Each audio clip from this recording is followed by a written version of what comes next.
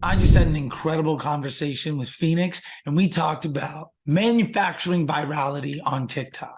How we both differ in Facebook ads, but ultimately seek simplicity to scale because we're part of a team and a collective, and the relationship that you have as not only an advertiser, but a real person in the world, and how those dollars make sense because it impacts food on the table and the livelihoods of real people.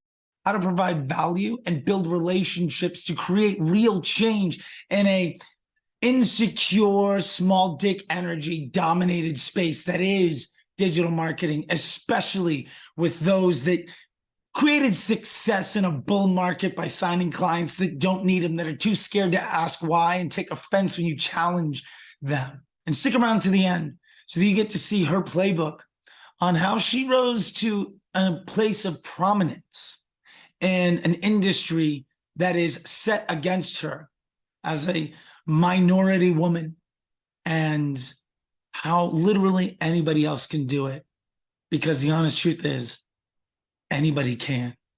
And yeah, this was a blessing and an honor to chat with Phoenix. So that being said, let's dive into it. Phoenix, it's great to see you today. Why don't you tell everybody the story of how we met, and then we can kind of dive into what we're going to chat about today. It's great to see you too. I'm always happy to see you. But yeah, I met you under a giant neon uterus in Nashville, Tennessee for a guest event. Yeah. Well, actually, it was really funny because I didn't know if you were a part of the conference. 90% of the time, people don't realize I'm a part of any conference. They think I'm just like some random. And I kind of love that stealth mode. And I went under this cool neon uterus. It was like a feminism, ode to feminism type of art, I think like show going on. And I was under it, and my fiance is taking pictures of me, and you come over and you're just giving me crap, like just laughing at me, whatever. And my instant reaction is always to like bite back. Yeah, so I love bit it. back at you a little bit, and we just started talking. And after all of like the roughness in the beginning, which I love, we ended up becoming really cool friends. And there was like one specific event during that conference that we were just sitting there and talking about TikTok, organic TikTok, strategies with Facebook, campaign structures. And while we do differ in many ways, we're very similar in many ways. And I think that there's a huge appreciation of the minds and the hunger for the minds. And you have that. There's a very select few of people that have that, and I admire it. And I definitely go towards those people. So I very much appreciate who you are in the space and what you bring to the table, the raw honesty. And you're also very open to new thoughts and ideas, which is rare, right? So yeah, that's how we met, man. And we're still here, we're still friends. No, it's a beautiful thing. It was like, I don't remember exactly what it was, but I think it was like, yeah, your boyfriend was, you were kind of like directing a photo shoot below this thing, and I was just like walking up, killing time. It was fun to just like kind of give some strangers some shit on some things. And you go with the speaker and you're like, what? yeah. I love the shift. The shift is always fun. Yeah, absolutely. Because I think it was a really interesting, like, to kind of go from that, you and your boyfriend clearly having your own little like inside joke stuff going on and what that looks like from the outside, to now we're people talking about what we do that we're super nerdy about. And then that like exchange of ideas where clearly we're both passionate about what we do, and we don't necessarily agree on everything, which, to your point, I think I thoroughly love, because it means that, we don't learn anything when somebody says, oh yeah, you're right. Like, okay, great. I don't like, awesome. Like, can't stand that. It's like stale bread. You're like, yeah, exactly. Yeah. It's like, so the fact that when somebody's passionate about something and they're well-informed and experienced about it, and then their ideas aren't the same as yours, one of the things I really loved about those conversations, I think we'll get into them in a second, is I can be very passionate about stuff, and I'll come from a very like matter of fact. And I do try to come from understanding what's subjective and what's objective, at least from my perspective. And other people will come from their own, and to be able to kind of stand on your ground, but hear the other person. And like, I think for what it's worth, we live in an industry politely put, has a lot of alpha dudes with small dick energy that cannot handle that type of conversation. What are you talking? I've never heard of this before. That's so crazy. As a female coming into the space, alpha male, what? Yeah. No. Yeah. So Things are changing though, interestingly enough. I love it. I love that it's changing, because it's one thing to stand at your ground. It's another one to stand your ground, but also be able to hear somebody else. And I loved that. It was interesting. Like, I saw the dichotomy out of your boyfriend, so I kind of entered with that same energy, and you fired right back at a point where it's like, okay, we're gonna be friends, because like we can throw it and take it, and then 100%. have drinks, which is amazing. Yeah. So yeah, we were talking about like TikTok stuff, and I mean, I think it was really interesting because you've been doing some stuff. Even I remember you were like, we were at the like the whiskey event or whatever, learning to make whiskey drinks, and you were real specifically there. I remember like you were talking about just your own personal brand, and just on your own account, you're like, I'm just gonna kind of mess around with TikTok and like mildly go viral every now and again, and just like on demand. And I thought that was so interesting because it's just a very different approach. And I'd love for you to kind of talk a bit more about just like how you've been doing that, because I think you set a very great approach where so many people are coming from what they're trying to get done. And I feel like you are trying to approach it by, what does TikTok want from me? And how do I best use this? And I think when it comes to Facebook ads or a lot of other things in any partnership, if you can understand what your partner needs out of it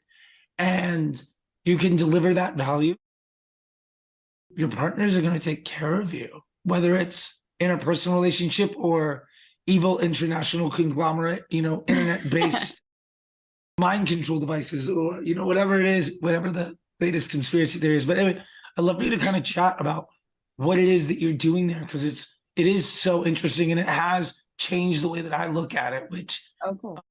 I loved. Oh, that makes me happy. Yeah. I mean, okay, look, you said it beautifully. It's a relationship, right? And here's what I think about networking too. And we were just talking about this before we hit record, is like, there's pillars of authenticity. There's things that I truly believe in. And if I'm having a conversation with somebody and it's not interesting to me, I remove myself out of respect for that person and myself. Like, let's stop wasting each other's time. We just don't vibe, and that's okay. But it's the same thing with when you're building content. And I believe that when I was doing Facebook ads, a little bit different though with Facebook, is like, you can make an ad with a specific type of formula and it hits, like, that. And then there's the media buying side, and that's really exciting. And that's great. And my background is in brand too. So I see things a little bit differently. When I went on to TikTok was when the pandemic started happening. And I was like, I'm just going to screw around with this. Like, who cares? I don't like, TikTok's a kids app, which is everybody's assumption, but that has actually dramatically changed. And we have to think psychologically what's happened. COVID hit. So all the adults went on to TikTok because their kids were on TikTok, and now it's adult talk. So all the things that you want to talk about, adult humor, Vine, moved over to TikTok. It's also an incredibly powerful search engine. There's so many things. Like, if I want to find out the best, let's just say, hair dye, I'm going to go on to TikTok and I have UGC built in, right? Yeah. People are bringing their own testimonials to the table without being paid. It's kind of this beautiful thing. So my whole thing first sparked when I did this TikTok one time. I was on FaceTime with my fiance, just talking about life. And I was like, this idea snaps in my head. And I really believe in this thing called the X factor. And I'm still trying to formulate what the right word for X factor is that isn't so lame. But there's something about someone who gets it, and there's something about someone who just doesn't get it. And I get off the phone, I hang up the phone with him. God bless him. He just deals with me. And I right away film a TikTok because I saw that my neighbor put lemons on my wall. And I thought, oh, that was nice. And I had one grapefruit, and I was like, okay. So I film, I'm like, look how nice that was. My, neighbor gave us lemons during this pandemic at a weird time. I have one grapefruit. I don't really plant things, pull it off. And I'm like, all right, here you go. Hope you don't die. Hit 1 million views. And I'm like, what is this shit? This is so stupid. This is like dog shit content in comparison to like what you would think. So I was like, okay, this is interesting. So I created a series on that. And then, what everybody tells you on Instagram, consistency, keep on the same trend, keep on the same, like, keep talking about the same things and you'll be successful. And I was like, you know what? Fuck that. I'm going to try something else. So I'm an avid, TikTok consumer. I'm constantly in TikTok absorbing information, hooks, things, because we have a marketing brain. So our brain works differently than the average Joe. So I'm like, okay, I know that the first 2-3 seconds are the most engaging. What can I do that has shock value? Let's test something. So I tested some TikToks without my face in them, with my face in them, got some hooks. Instantly, we went viral over like housekeeper talk. I was showing how my housekeeper does things and whatever. And I hit a really early time. So we created housekeeper talk. So all the housekeepers came out of nowhere. And it sparked because I said, my maid did this. But we live in a very PC world where if you say maid, you're bad. Well, hate to burst everyone's bubble. I grew up Chinese Iranian. So like, it's just a language barrier. There's no like offense here. Yeah. So in summation, like constantly started building TikToks of testing stuff, right? So I did one saying, and then I tried it with actual brands and with products. So I did one about a popsicle, an alcoholic popsicle. Oh yeah, I remember that one. That one killed me. You were like, it seemed like you had a rough night the day before, and it crushed. It crushed. So here's the crazy part is I come out from the pool. I've got nasty hair. I come in a bathing suit. It's not a hypersexualized bathing suit either. Not at all. You're just a person. Right. Yeah. Coming out of the pool. Absolutely. But that's really key because what you're doing is you're disarming your audience. You're not making them feel like they have to check you out. And like, it's not a girl scrolling going like, I don't want to look like that. Or I can't look like that. And to a guy, it maybe intrigues him. I come in here looking homeless and I'm like, all right, I take this out of the fridge. I show the popsicle. I'm like, and I'm lazy in the way I'm speaking. And I'm like, guys, I just came in for another one. It's buttery soft. No one talks about ice cream that way. Sometimes they do with a popsicle. And then I just point out it's 6%. And I'm like, don't tell me that I waste money at Target because you're wrong. And I left. I didn't have to talk about all the value props. I didn't have to have the structure of what we do in terms of, creative. I didn't have a CTA. I didn't have any of that. I just said what I said and I left. It crushed so hard, Charlie, like all the Target sold out. Like I didn't get a penny from this. This is like a pure case study. Is that stupid? Maybe, but like didn't get a penny from this. And I'm like, oh, this is fucking awesome. This is kind of cool. Yeah. And then the last one that we did was one with this like probiotic coconut yogurt. And all I said as the hook was, you can only have 2 scoops of this. Yeah. So, yeah. And it's like, what do you mean I can only have 2 scoops? And then boom, you got them. And then you're just like, cause good luck. And you're like, good luck. Right. And then you say something, I was like, it has like something like, however, and you don't want to be too informed because if you're too informed, you're selling. Sure. You don't want to come off like you're selling at all. And you're still curious and you're like, I don't know, this is good for me. So whatever. And it's literally that quick. It's sold out. That company is producing 3 times what it was before. It was crazy. And then it created this frenzy of more people talking about the yogurt. Now they're in so many stores. I know I did that. It's not an ego play. You just know, especially when you're in marketing, you know that your input has output, right? Yeah, absolutely. So yeah, I think that's what we were talking about. I don't know if I did the yogurt one just yet when we had met, but like. No, I don't think you had. I remember following it and then I saw you do the yogurt one and we had talked about it later because I was like, I can't seem to get this women's clothing business to work. And I showed it to you and like, oh yeah, this is all, you're not getting it. And I'm like, no, I'm not. Help me out. And then you did the yogurt one. And I was just like, okay. I don't think I quite get it, but I at least see that that's the path. I got to go make some mistakes in that direction now. Well, we always think that people want to see what we want to see. And that is true, but like TikTok's a really interesting place. So and this is public knowledge now, I and my team run Mario Lopez's TikTok. So when Mario came to us originally, I was like, dude, you have like 40,000 followers. I shouldn't have more followers than you on TikTok. This is a joke. So what we do on Mario's is strictly 3 pillars. And I always advise people, what are your 3 pillars? Like his is family, food, faith. And sometimes he puts fitness in there as well. I'm like, okay, if that's the case, everything that we do is going to be geared towards those things. However, they're going to all be trends. Yeah. I'm going to invent anything new. Maybe every once in a while we'll invent something new. and it hits every time. And like the argument could be that it's Mario, but like at the same time, there's so many other celebrities out there just not Sure. hitting. And it was at 40,000 beforehand. So it's a great it's a great use case of, okay, it's AC Slater, but you've 10x'd him by doing it differently. And Right, but like, we made sure nothing was AC Slater too. We yeah, made you on purpose. So he has like 584,000 followers now. I guess my point is just like, beforehand, when somebody says, "Oh, it's just Mario Lopez," blah blah blah, it's like, yeah, well, Mario Lopez was 40,000. Us doing it's like nearly 600. Like, that's a game changer.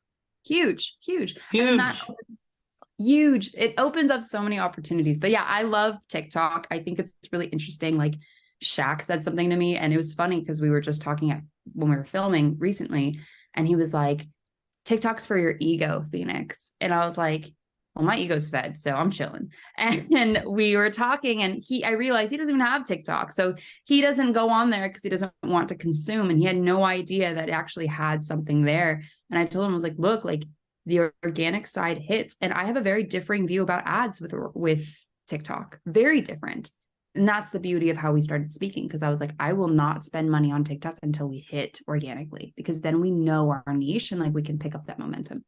Yeah, no, I love that. And I think it's just, that's such a big point. And I think we can use that maybe to pivot to some Facebook stuff and scaling campaigns. But I love the idea of finding what works organically and then amplifying it, because at the end of the day, any ads, you're just paying to show the stuff to more people. And the idea of respecting your partner in any social media environment, your partner's business objective. And this is somewhere where I think Ashton Shanks and I very much disagree. When we were talking is, he says we're not business partners. I'm not in business. We're not, he's trying to feed the money. And I think my goal in any social platform is to give the users of that platform an experience that they want to have. And that way the engineering and product team of that platform end up becoming salespeople. And if you have a TikTok that hits, paying to amplify that, it's going to do a lot better for you than trying to pay to amplify stuff people have already told you they don't care about. Like, why do you want to spend? Responsibility. Yeah, you have a response. I think you and I are completely aligned. I've had similar conversations with different media buyers, and they're just like, if it hits, it hits. Why are you so woo-woo about this? And I'm like, because you have a responsibility to the public. It's the same thing with iOS 14, right? So like we talk about all the issues that have happened in Facebook and segueing there, right? And the conversation is content is king. Content is king. Okay, well, you can only say that so many times until you really believe it. Because if I'm not bringing value to you, whether it be a product, whether it be an ad, like the days of ugly ass ads are over, right? I really believe that. Your consumer is smarter. You're building a relation. I love that you say this is a relationship. I love that you say it's a partnership, because 100% it is. And how dare you expect to take more than give? Yeah, 100%. Like, you have to give and hopefully you get back. And just like in the real world, it's something where when you're authentic and less calculated and you give constantly, it's funny how you get, those are the situations where you actually end up getting so much more than you felt like you gave out, because you also don't it's very hard to appreciate the impact of what you give 100%. In the real world and online. And yeah, like it's so anyway, with that stuff, like I'm curious how you're taking that mentality when you're getting into, when it comes to Facebook and it comes to paid media, amplifying the volume of your investment and leveraging that relationship and scaling up those campaigns. Because I think we have a slightly different way of viewing it. And I would love for people to see like how you're going about it, because I mean, clearly it's working for you. Yeah. So let me just start off like with the obvious one is I don't scale without first party data. I think we agree on that one 100%. You use Triple Whale. I use Ad Beacon. I respect the guys at Triple. I actually just met Rabba recently. It was kind of like funny. I will say this, like, let me just say this. I really love our industry. This is the first industry I've ever been in where we truly believe there's enough to eat for everyone. Like, Yeah. and the Well, I would say this. The good people feel that way. The people who think they're good try to protect everything they have because they're not good enough to get more. And well, they're not that's how willing my to career give. started. Did I ever Yeah. tell you how my career started? Like in this? No, no, Dude, tell oh me. my God. Okay.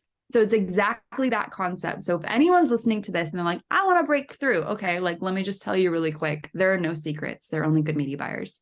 Like that's literally what it comes down to. If you meet like a Charlie Tickner, if you meet like all these other guys or girls in the space or women in the space. But anyway, the reason why is 14.5 hit. Our entire team was gone. You know, my head media buyer, and I was a buck, right? And our head media buyer went on maternity leave. She hired some other guy. The guy was subpar to trash. Love the guy as a person, but like as a media buyer, I'm like, homie. And I was just digging and digging. The whole team left. I had 40 accounts on my plate and I'm new. And I'm like, I don't know what to do. And I went on to AdLeaks and I was like, hey guys, and I went on a Facebook Live, very similar to you. You're not worried about being on camera. I'm the same way. I love to communicate. So I was like, hey guys, what are you doing? I read this Wall Street Journal article about A/B testing Android versus Apple. I did this. This is my case study. This is what I'm seeing. What are you guys doing to pivot? Truly just going, what are you doing? Like, help me. And thousands of views, no comments. Oh, Like, what? yeah. And nobody talked to me. And then Chad Wilton, who's the head of Ad World and Affiliate World, hit me up and he's like, hey, can I talk to you? So we started talking and stuff. And he's like, I'm going to give you a wild card slot at Ad World to speak online and let's see how it does. And then did it. And luckily and humbled, it hit like number 2. So little things like that started picking up momentum, right? But like it all started with asking questions and it all started with like understanding like, holy crap, there's so many people here that don't have the answer, that pretend that they know the answer. Like you see on Twitter, I just joined Twitter, dude, and I'm seeing everyone going, I made $50,000 this month. And I'm over here like doing Beyonce quotes. Like, Yeah. wild, wild. But yeah, like you just have to ask the right questions and push through. And so to answer your question is I only do first party data. Triple whale is very interesting to me. It didn't work for me, but I really respect it. And that's where you and I differed. We talked about it. So I created my own platform, which is Ad Beacon. So that's the first step, is being able to at least have clear data to look at in term clear, right? At least clearer data to look at. Sure. And the next thing is I really believe in the heartbeat of a team. So I completely transformed our team to not be media buyers in one segmented platform. I truly train them to think omni-channel, and these types of tools help you. And I know you believe that. I 100% believe it. Yeah, I mean, I think there's so many folks that define their success on how they can make their myopic expertise look. And it's like, it's an ego-based measurement of how much credit for everybody else's work you can falsely, assign yourself. And at the end of the day, there are sadly far, far too many people, in my opinion, that define their success as how much can I spend at X ROAS? And the honest truth is that has nothing to do with success in any way other than how you feel about yourself.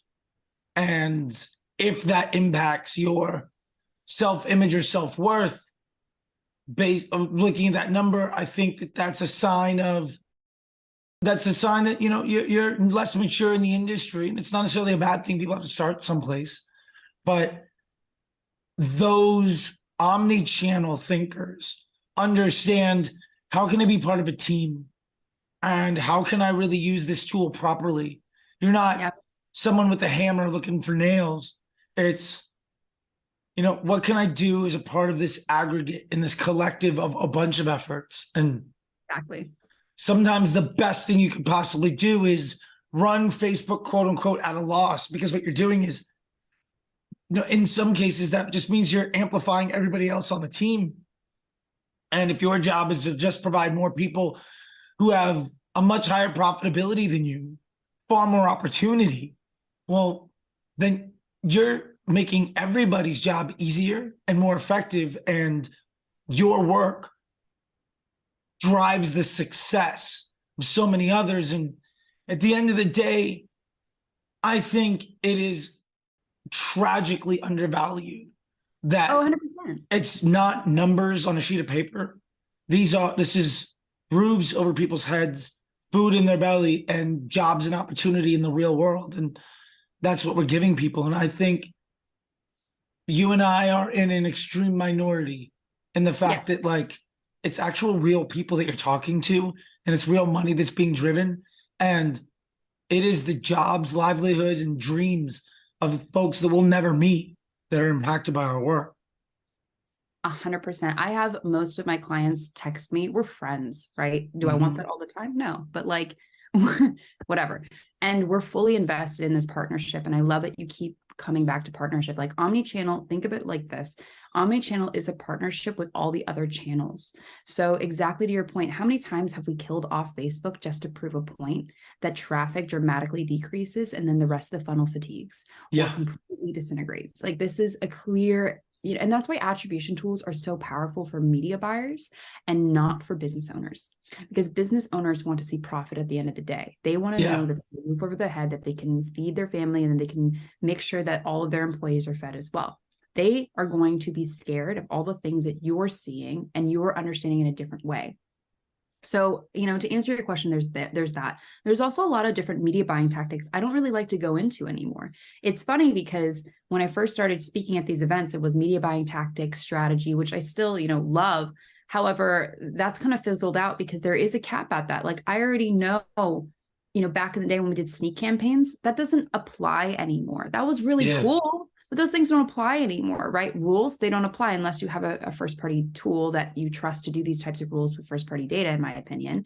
There's also like, you've got these bidding strategies and cost caps. Great. My style has been very hyper simplified. If anything, yours is more simplified than mine. I still believe I would agree. Yeah. You still believe that one ad set and one ad hit and spend $1 million. I've heard you say it a million times and you hate ROAS. I think like, we live in a world of acronyms and we're constantly going, this is the acronym. I'm like, I don't give a shit about the acronyms. Like at the end of the day, are we profitable? Yeah. And sometimes you would disagree with me. You're like, I don't need to be profitable. Like the clients that I have, they need to be profitable, right? So sure, you have to speak the same language. And that's my media buying. Like my media buying style is very different, where you're able to pivot, you're able to shift. You as a media buyer are great. So you can adapt to any environment versus this is my strategy. This is the formula. There is no one formula for every single account. And if you think that that's the case, you're going to die in this world. That's what I've seen. Gotcha. Yeah. I think I saw this analogy yesterday and I loved it. I think there's a lot of folks who do the rain dance until it rains and then take credit for the rain happening. Yeah. If that makes sense. And because I posted this thing up that I would like to see less people share what's working right now when the reason they're successful is they landed clients that don't need them. And if they could instead share how to land great clients, then people would be far better off. And my point to all of that being that there are a lot of folks that have one tool and are just trying to apply it everywhere. And where it hits, it works. And they say, well, some things work for some accounts, something works for others. And I think that's because the way that they view it is only, this is how I do things. And if it works here, great. And my point to all of that being that there's specialization because you don't understand holistically what's happening.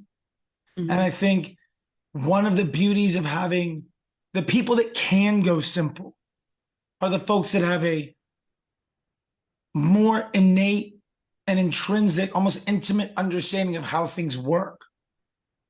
And I think, to put it politely, if you can solve the majority of problems with a simple statement, you're probably way, way more in tune with what's happening than having to give more caveats and excuses for why it only works some of the time. That's the way I'm going to try to make it polite and brief. There's a beauty to simplicity. So like You know, there's people that talk a lot. There's like so many people that talk a lot. And I like to just not talk for a very long time. And it's also like we were talking about like female energy, and female energy makes male energy nervous. And I love that. There's a power to it, which I will ride till I die. And you know, you sit there and love it. And you sit there and you listen to these people speak, and then you keep looking at them and you keep looking at them. And then when you do speak, what you say has impact. And that simplification of, number one, knowing when to speak. And number two, there's also like when you do speak and it has impact is huge, because, you know, I get criticized a lot, but it's always a joke. And I know that it's a strength. Is Phoenix, the way you describe things is like a 5-year-old describing, or like you describe it to a 5-year-old. I'm like, yeah, that's the point. I mean, you teach, I teach. There's a reason behind that, because why do I need to sound so smart that you miss the point? I just need to get the point.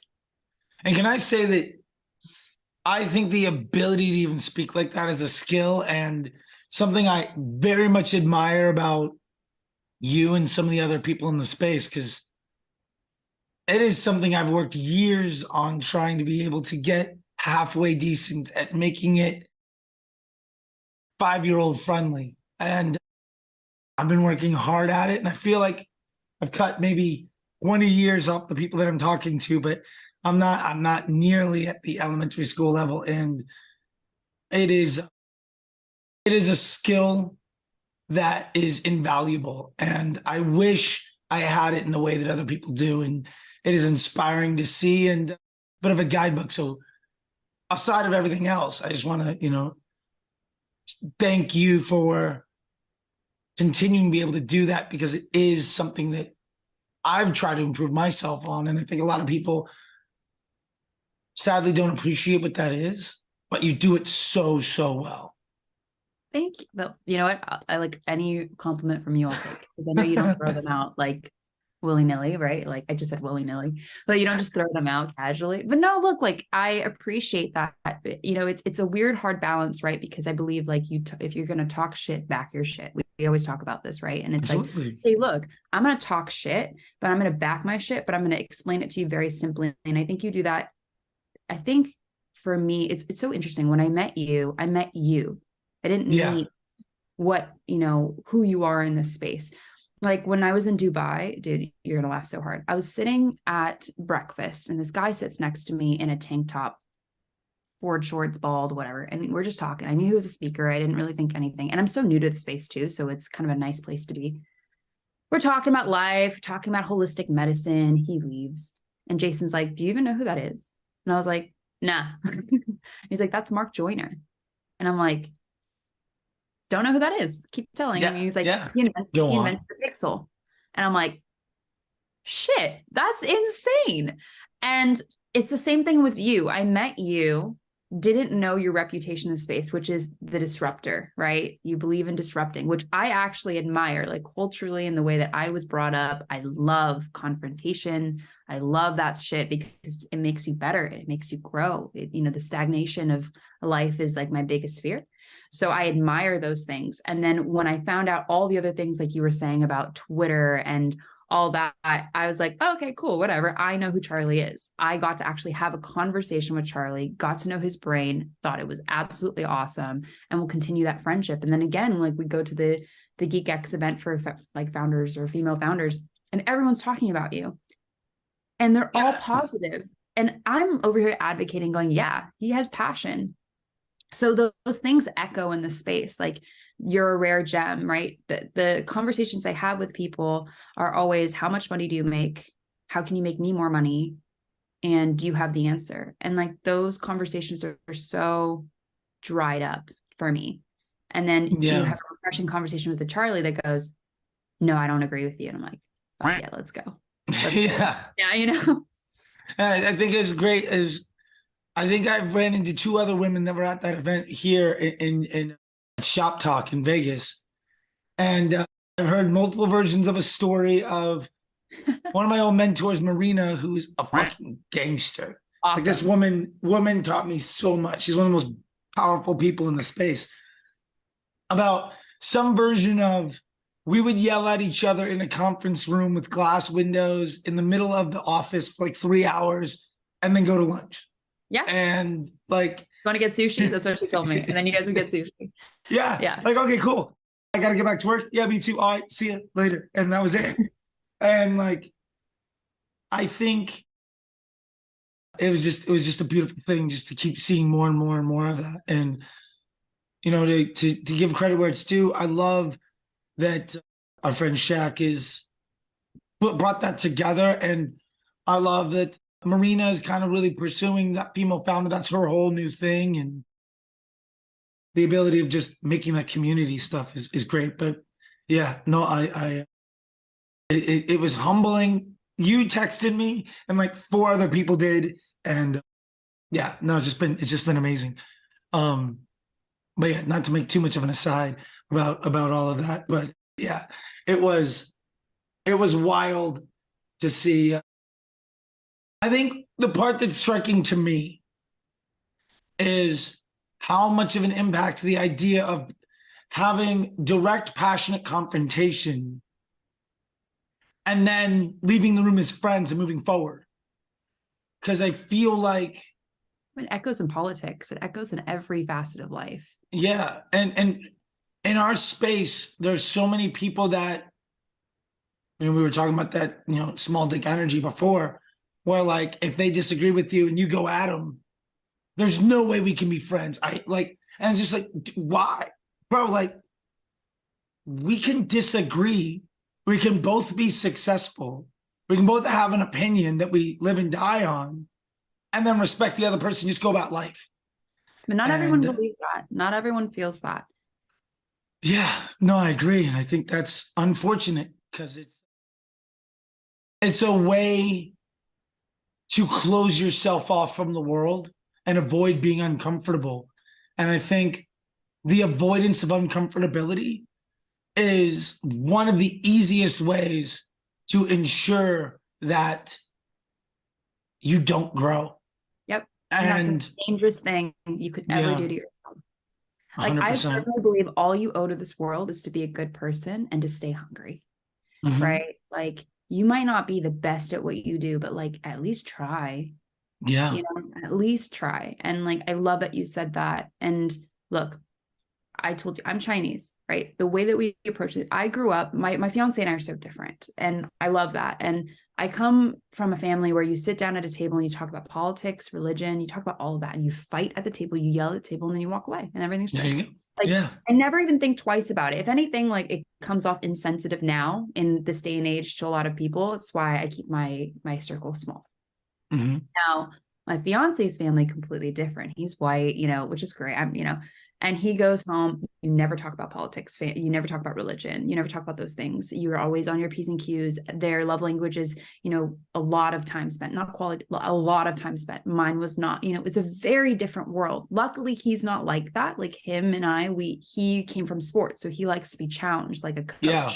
You know, and he's used to being yelled at, and I'll yell at him and then he'll yell back, and it's great. It's a great, you know, ping pong, but you know, it's very rare to find people in the space that are able to take it and then be able to throw it back in a playful way and for you to walk away. And yeah, the whole point of it is just to say, I respect you in this space, and that, I don't know, I wish there were more like that, but there's a reason why you're where you're at. And there's a reason why we're able to have this conversation and talk in the same circles, is because that is a very rare trait.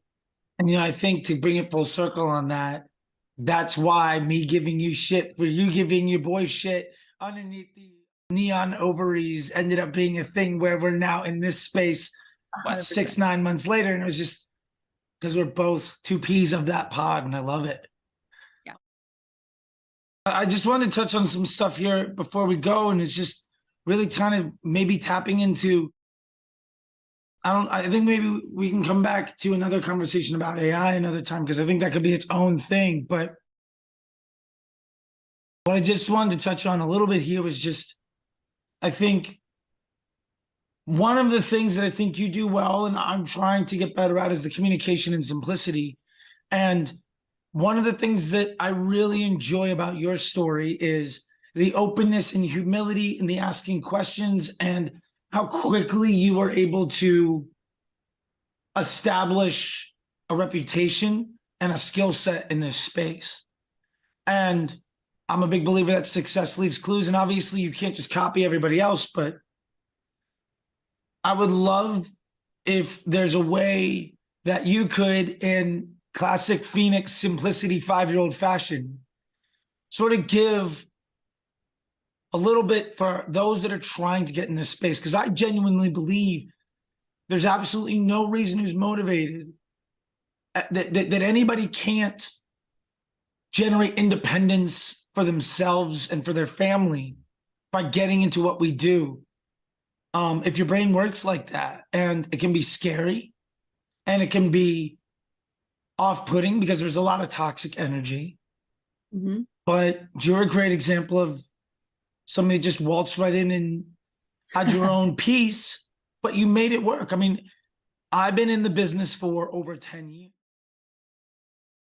And you came in much later than that, and we're colleagues. And I'd say you are on bigger stages and doing bigger things than, a lot of people that have been in the space for a very, very long time. And I think that can be a path for the young bucks, to use your terminology, that want to get there. And especially as a minority woman, I think it's incredibly important because there's just way, way too much insecure white dudes that got successful in a bull market because they landed clients that don't need them, that are way too insecure to be challenged, that define probably 80%, 90% of everybody talking. And so many of the conversations I've had at the last 2 or 3 conferences I've been at is how much everybody in the know knows those people are full of it and mock them behind closed doors. I'm not saying we should mock them now, but we can give a path for other people to know what it looks like to be successful, because you're a prime example of somebody that's done it. And I respect that. And I would love for somebody to be able else to be like, oh, I could do that. I relate to Phoenix. I could be her. And that's amazing, because we have, and one of the ways we keep it is to give it away. And I just, if you could share on that a little bit, I think that would be the best way of leaving somebody with a gift at the end of all of this. Yeah, no, absolutely. Look, I firmly believe that I'm just a stepping stone for a lot of really sick women and men in the space that are going to far surpass me. I don't have an ego. I have confidence. There's a big difference. And what I firmly believe, and if there's a way to simplify this, is everything else is noise. Drown out the noise and then get really good at something. And if you're not good at something, ask questions, but ask questions that matter. And then when you ask those questions and you don't agree with the answer, ask them why respectfully. Mm-hmm. And keep pushing and keep pushing and keep pushing until it makes sense to you. If it doesn't make sense to you, go find somebody else that explains it in a way that makes sense to you.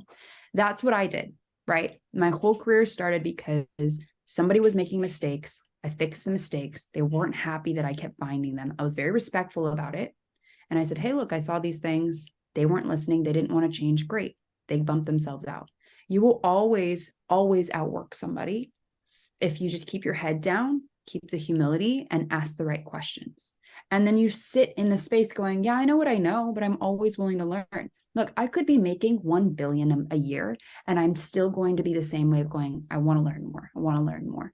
It could literally even be the guy that's like bagging my groceries. And I sit there and go, how's your day? And he goes, good. And he'll say something so profound. And I'm like, holy shit, like you're never better than anybody else. And I think there's no formula of getting into the space other than being super authentic, drowning out the noise of all the other people saying how much money they make, because that's anxiety that's going to just seep into your brain.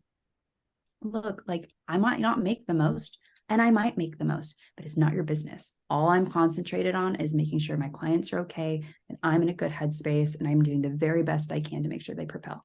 And that's it. So I hope that helps. That's kind of my formula. No, I love it. And what I heard out of that, for what it's worth, is always have the humility and the willingness to ask why. And the people that are willing to give you that answer, stick with them. And the folks that can't give you an answer to that question have identified where they're at in the space too. And my only, the thing that I would say on top of that is that also means in a quid pro quo in the relationship that there's somebody else that's going to ask you why. And if you're on day 3, there's somebody on day 1 that you can help. 100%. 100%. And I love it. Like, just that humility in the space of, let's be defined in the impact we have on others, not in the numbers we can throw up on a screen, because at the end of the day, you're just a small piece in any cog, and we're all just people trying to get by and make things happen, passionate about a whole bunch of stuff. And yeah, I love it. Phoenix, I know you got to get going. I just really appreciate it. And let me leave it this, just if there's anything that you want to plug or way people can get in contact with you or any of that, just I'll let you get the last word in, because I don't want to do that. Dude, I'm on so many things now. It's like insane. I'm on Telegram, Twitter. Twitter's new to me. I just started Twitter this year and it's hard. You see me, like, all I want to do is post the dumbest things, but I know it's still a business. Instagram and Facebook is the best way in terms of like getting to know me personality wise. LinkedIn is great if you want to talk shop. Like, there's all these different channels for different purposes, and I'm inviting you to connect with me on any of them, depending on which one aligns with you. So again, LinkedIn, Instagram, Facebook, Twitter, and Telegram are probably your best bets. I love it. We'll put this up on YouTube. I'll make sure those links are down below, and we'll get them up and so people can see it. All right. Well, Phoenix, thank you so much. It's been an honor. I love just saying hi to you anyway. So it's been good to see you. Yeah, it's a beautiful thing. And I'm going to get together a little community thing in April. So I'll let you know about what that is. And we'll get to introduce, we'll get to see Marina and Laura Lynn and all sorts of other women and men in the space. And I think it'll be a beautiful thing. But I know you got to get going. I'll respect that. I got to pack up too and finally fly home after a week and maybe recover my voice. It'll be. Yeah. I get to sleep in my own bed tonight with my wife and some dogs, and I can't wait. Say hi to wifey to me and the dogs. All right, we'll do. One day, but yeah. See ya.